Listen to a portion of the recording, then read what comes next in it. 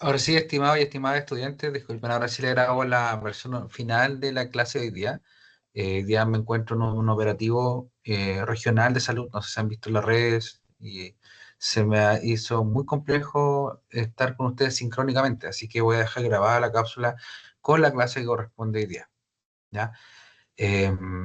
Por eso vamos a comenzar a ver lo que está en la pantalla, ¿cierto? Que es la presentación de evaluación atencional, que en el fondo acá hay generalidades que voy a pasar más bien por alto, más que nada entendiendo que el proceso de atención básicamente parte de una parte de enfoque inicial, que es la atención focalizada, después hacia un estímulo externo o interno que dura muy pocos segundos, y que este estímulo, cuando se mantiene, y es llamativo obviamente, la atención se sostiene, atención sostenida, y luego cuando se mezcla con o solapa con otros estímulos y tenemos la capacidad de ir codificando y ir filtrando, pasamos a tener nivel de atención selectiva.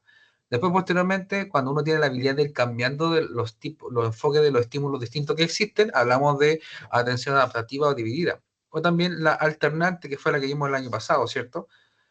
La atención alternante cambia entre dos estímulos y uno puede seguir una tarea lineal de buena manera. La atención dividida, que en realidad la atención no se divide, sino que uno tiene la capacidad de ir saltando de un estímulo a otro a la vez que está haciendo para llevar distintas tareas sin perder el hilo.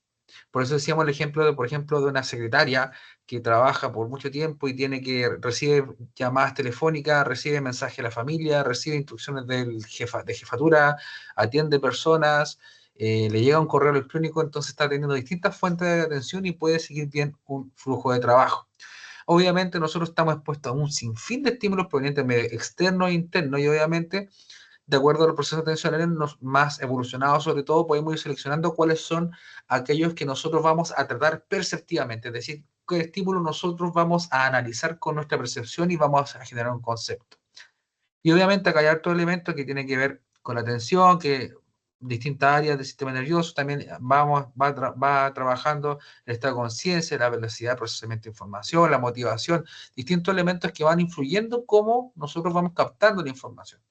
No hay del todo un marco conceptual único, no hay algo transversal, pero sí lo mínimo que tiene cada modelo es que la atención se divide en una que es refleja, que es automática, y una que es voluntaria.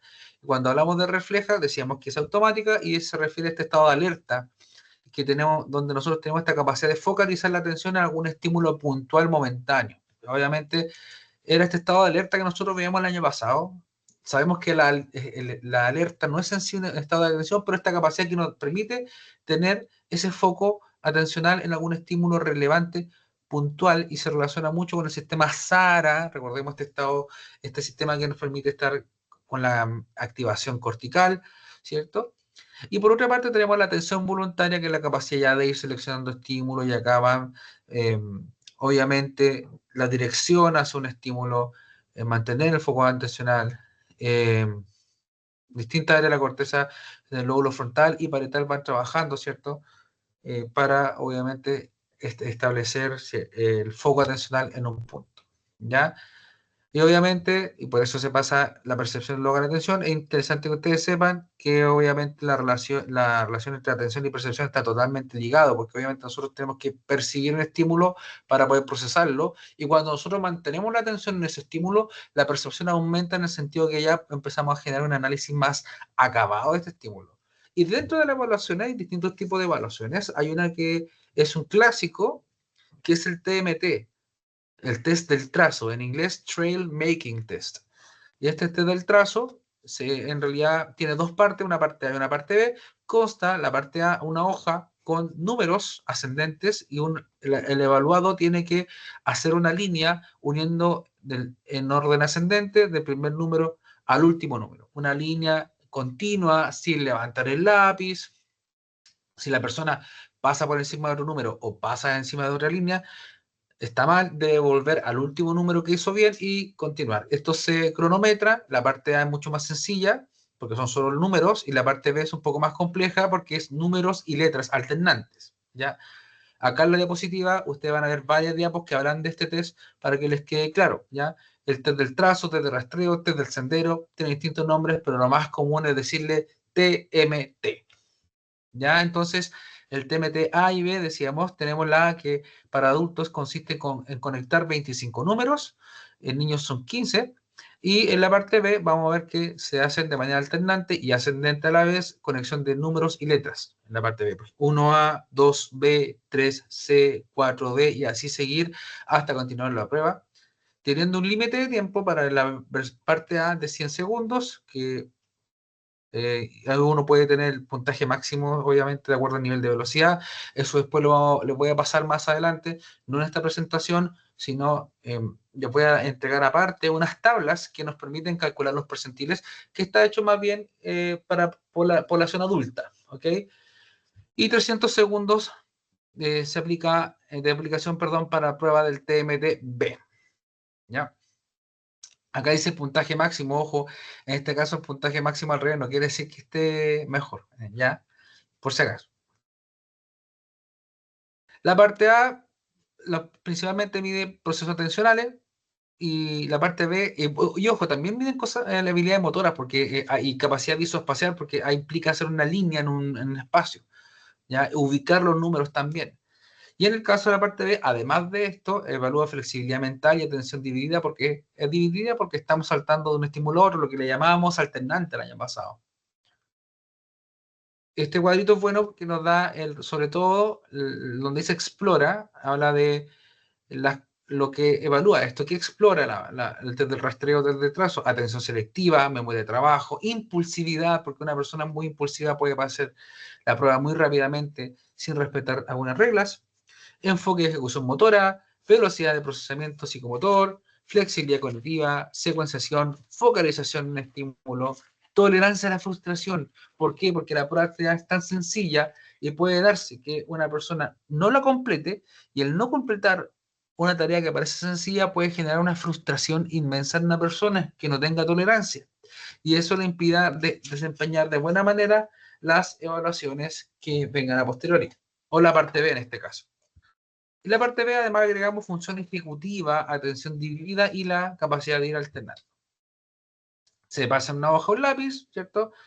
Se debe dejar un trazo continuo, ¿cierto? Sin levantar el lápiz, uniendo todos los puntos. ¿Ya? En la parte A son 25 números para adultos, 15 para niños, y en el caso de la parte B son 13 números, ¿cierto? Hay que llegar al número 13, pasando entre números y letras en adultos y al 8 en niños.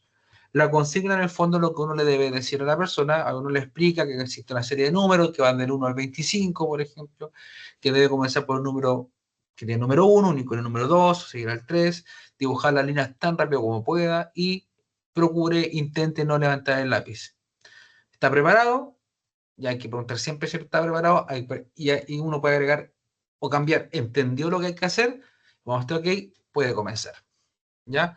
Si comete un error, vuelve al último punto eh, que esté correctamente conectado. Como es un test cronometrado, no se debe detener si es que hay un error de la persona. ¿Ya? Simplemente la persona, el hecho de tener que volver atrás, ¿cierto? Va a hacer que demore más. Y eso obviamente le perjudica en sus resultados y obviamente se considera. ¿Ya?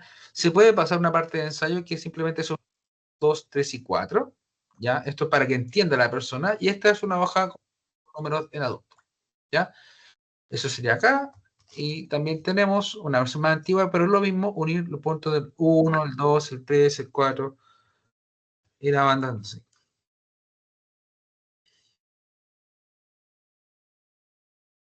Consigna la TMTB, lo mismo, pero decir que ahora usted debe venir partir de manera ascendente, uniendo el número 1 con la letra A, el 2 con la letra B, el 3 con la letra C, y así sucesivamente hasta terminar todo, ¿cierto?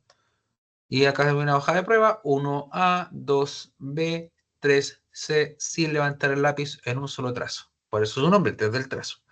Y acá obviamente un poco más complejo, este formato lo que no me gusta es que los círculos son un poquito grandes, entonces no da mucho espacio al rayar, este un poquito mejor, ¿cierto? De más espacio. La versión de la izquierda es para niños, la versión de la derecha es para adultos.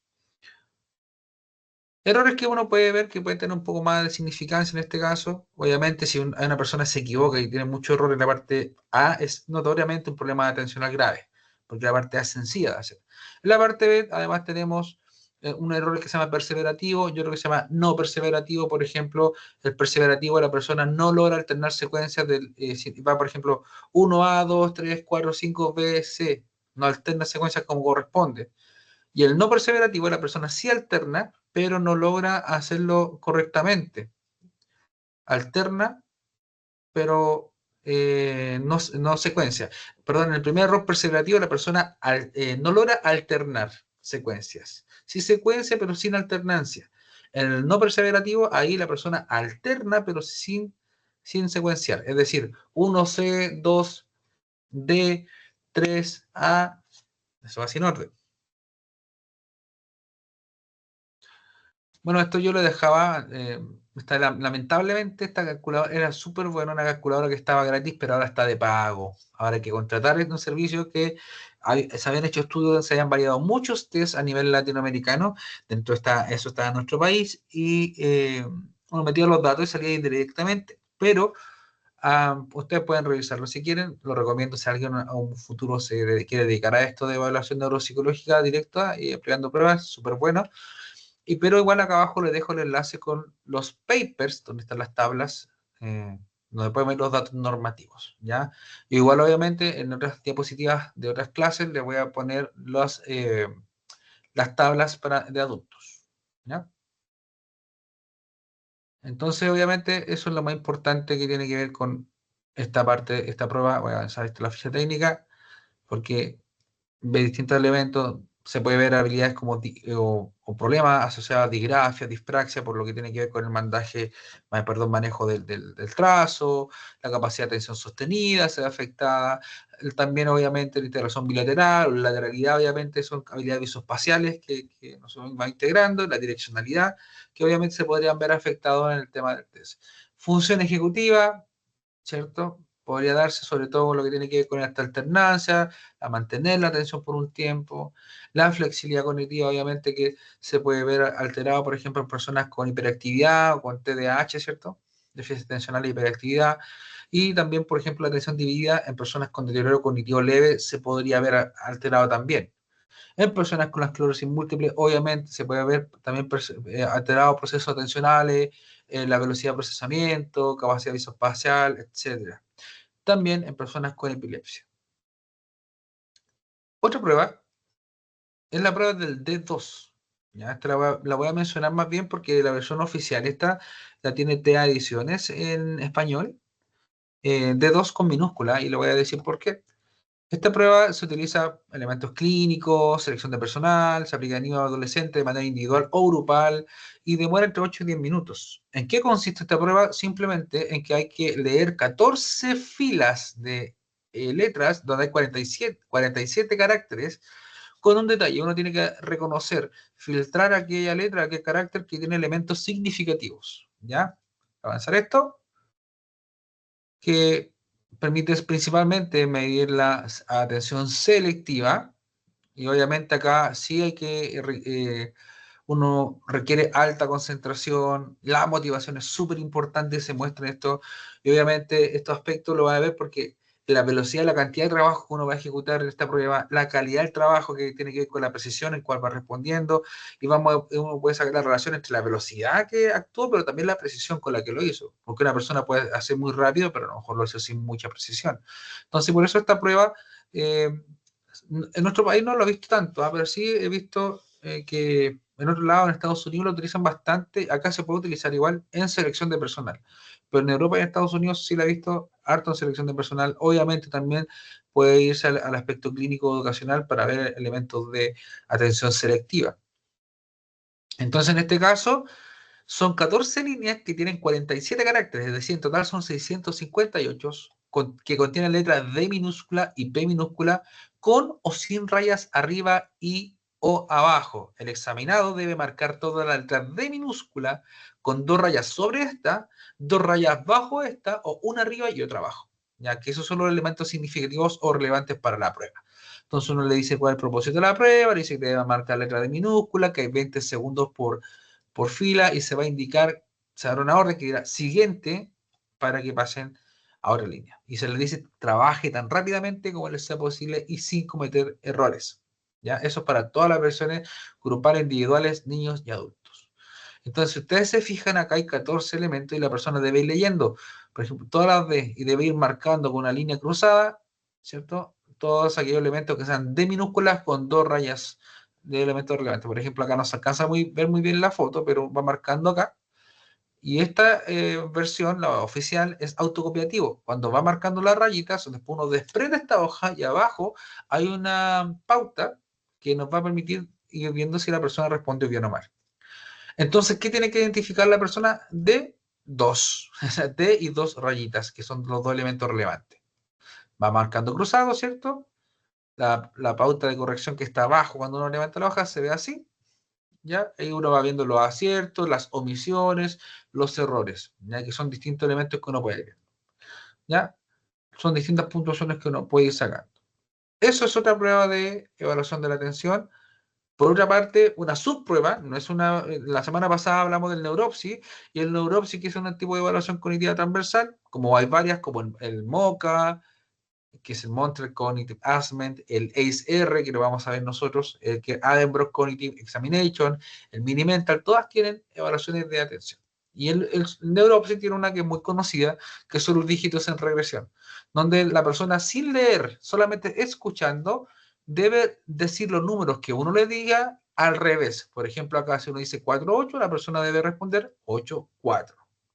Dice 9-1, la persona debe decir 1-9. Si las primeras dos eh, respuestas se consideran ensayo. Si obviamente si la persona falla en estas dos que son las más sencillas, no se continúa con la prueba y no se da el puntaje porque se entiende que no puede resolver la evaluación más sencilla de todas. Hay otra prueba que se llama el BTA o The Brief Test of Attention, en la prueba corta de atención, ¿cierto? Donde se lee el evaluador nuevamente, ve, primero se evalúa lo que es atención dividida y ¿qué ocurre? Que acá son 10 series de letras y números con distinta longitud de 4 a 18 letras o elementos, mejor dicho. ¿Y qué ocurre? Acá la persona tiene que discernir entre letras, cuántas letras son, cuántos números son. ¿Ya? Y saber el total. Obviamente, lo importante es que identifique cuántas letras son, cuántos números son y se da un punto a cada uno con un máximo de 20. Igual le vamos a entregar una tabla para esta prueba para que la puedan tener ahí como bajo la manga. Esa es una pequeña mini batería. ¿Ya? Entonces, la primera serie uno dice 1A7C99. No tan rápido como lo dije yo, se dice con una procedura más lenta. 1A7C99. Entonces, en este caso, hay 2 letras y 4 números. ¿Ya? Y así uno tiene que ir preguntando. No, no es memorizar las letras ni los números, sino saber cuántas letras hay. Y esto obviamente solo es auditivo también, no se lee. Se debe, o sea, el evaluador le lee a la persona, el evaluador no debe leer, no debe ver esto. Por último, tenemos el test de Stroop, que es un test que se va a volver a tocar cuando veamos función ejecutiva, un test ampliamente utilizado en evaluación de función ejecutiva y del lenguaje. Lo utilizan, ojo, no tan solo psicólogos, sino terapeutas ocupacionales, fonoaudiólogos, hay varios profesionales que pueden aplicar esta prueba. Y el test de Stroop ya es de una administración individual, demora aproximadamente 5 minutos y ve distintas cosas. Sí, obviamente la atención, el control atencional sobre todo, pero principalmente, más que la atención, que sí está considerada, son las funciones ejecutivas. Inhibición de respuesta automática, la flexibilidad cognitiva, la ruta semántica de la lectura. ¿Ya? Son 3 láminas, la lámina P de palabras, C de colores y la lámina PC de palabra color. En la primera lámina, en la lámina P, la versión está constituida por 100 palabras en 5 columnas de 20 elementos cada una, donde dice, está textualmente escrito, las palabras rojo, verde y azul, lo dice. Tinta negra, hoja A4, así. Entonces la persona tiene que leer, ¿ya? Por si acaso, la lámina 1 y la lámina 2, la lámina P y C se consideran como de entrenamiento. Entonces, la persona debe leer lo más rápido posible y uno contar en un minuto cuánto leyó. Ya dura 1 minuto por lámina. Entonces la persona dice rojo, verde, azul, verde, rojo, azul, verde, rojo, verde. Y sigue, sigue, sigue. Si terminan los 100, vuelve a comenzar. Rojo, verde, azul, rojo, y se suma todo. ¿Ya? Si la persona se equivoca, dice no, uno tiene que estar atento y debe volver a leer. ¿Ya? Entonces la primera parte es leer lo que está en tinta negra. La segunda lámina 100 igual hay 100 estímulos, están conformados por 4X, pero la gracia es que acá están impresos en la tinta de color azul, verde, roja. Así. Entonces la persona aquí debe decir rojo, azul, verde. Debe decir, nominar el color de la tinta. Rojo, azul, verde, rojo, azul, rojo, verde, azul, rojo, verde, azul, rojo. Y así sucesivamente hasta donde pueda y uno le cuenta cuál fue el desempeño mayor. ¿Ya? Luego, en la tercera lámina, que realmente donde se va a ver mayormente, es ver la lámina 2 igual, pero precisamente en la tercera lámina vamos a ver la que se conoce como la capacidad de interferencia, y es súper interesante. La primera, obviamente, nos permite saber si la persona lee bien, está atenta a la instrucción, puede seguir un orden, la velocidad de lectura, si, la vista, la dicción, se pueden ver hartas cosas. En la segunda, además, tiene esa capacidad de seguir instrucciones, esa capacidad de flexibilidad cognitiva que tiene la persona. Entonces, es interesante. Eh, entonces, la lámina 2 igual ve elementos de también de capacidad de flexibilidad cognitiva, pero la lámina 3 es la más fuerte porque acá se mide además de esta flexibilidad y es la inhibición de la interferencia. ¿A qué nos referimos con esto? Acá van a ver una serie de palabras escritas y uno lo que tiene que hacer es decir el color, no leer la palabra. Entonces ocurre que se da un tiempo entre que hay dos estímulos que son incongruentes. La palabra que uno intenta leer porque tenemos respuestas automatizadas, por eso está, igual ve la capacidad de inhibir respuesta automatizada y lo que nominamos, es decir, lo que decimos, que es el color. ¿Ya? Más adelante, cuando lleguemos a función ejecutiva, vamos a sacar un índice de interferencia que va a servir para análisis. Entonces, en esta lámina dice rojo, verde, azul. Ojo, nunca la tinta, perdón, nunca una palabra va a estar escrita en la tinta de que dice, o sea, rojo no va a estar nunca escrito en rojo, verde no va a estar nunca escrito en verde, ni azul nunca va a estar escrito en azul, va a estar con tintas de otros colores. Entonces, en esta lámina la persona debe decir azul, rojo, verde, rojo, azul. Me costó. Si ustedes intentan desarrollar en su casa, en orden la primera lámina, segunda lámina y esta tercera lámina, realmente van a sentir que cuesta, incluso cansa hacerlo. Y eso es la interferencia que se está generando. Se genera como un desgaste. Entonces, como decíamos, el mejor de esta lámina 3 es un buen instrumento para evaluar función ejecutiva como inhibición de respuesta automática, flexibilidad cognitiva, control de la atención y medida de interferencia, que es lo que decíamos nosotros. ¿Ya? eh, la lámina P y la C, la velocidad para nombrar, leer palabras, el uso, de uso frecuente. Es que eso es lo que se conoce con la ruta semántica de la lectura. Es decir, nosotros tenemos, con esto uno habla que tiene más o menos una base de datos que utiliza harto, ¿ya? Hay palabras que cuesta un poquito más recuperarla porque son más específicas, ¿ya? Y obviamente, además sirve para medir lo que es la interferencia que decíamos que es el tiempo de reacción entre la lectura y la nominación, que la verbalización en el fondo de dos estímulos cuando no son congruentes. Ahí vamos a después ver la puntuación y todos esos elementos, pero eso principalmente lo vamos a hacer cuando veamos funciones ejecutivas. Acá ya tengo un video, pero cuando subí al drive se me perdió. Ah, qué plata. Pero bueno, eso era lo que quería mostrarles. Después, cuando veamos función ejecutiva, volveremos a tocar esto, que es súper interesante.